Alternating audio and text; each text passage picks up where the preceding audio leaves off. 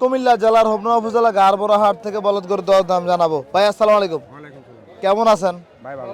কয়টা আছে আজকে? গরু আছে 15টা। 15টা।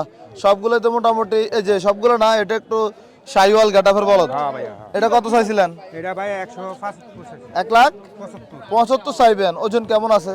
হ্যাঁ ওজন ওজন আছে 4.5 মণ। 4.5 মন। তো এত বেশি চান কেন ভাই?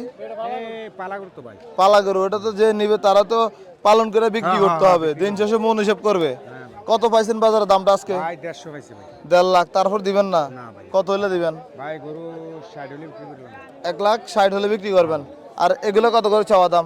এগুলা 550। 550। কত বেচা বিক্রি ভাই? ভাই এটা 40 হলে ছেড়ে দেবো। 40। 1,40,000। দাঁত বয়স কেমন ভাই? 60 যাচ্ছে। 60টা যাচ্ছে। ওজন কেমন হবে এটার? ওজন হবে এটা 3.5 মণ। 3.5 মন। সাদাটা কত চাইছিলেন? সাধারণ চাইছি 150। 1.5 লাখ চাচ্ছিলেন। কত বেচা বিক্রি ভাই? ভাই 40 হলে বিক্রি করবো। 40 হলে বিক্রি করবেন।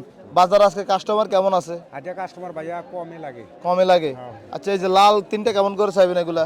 এই লাল তিনটা ভাইয়া দাম তো চাইছি 150 করে, এটা না 45 করে দিছি ভাইয়া। 45 করে।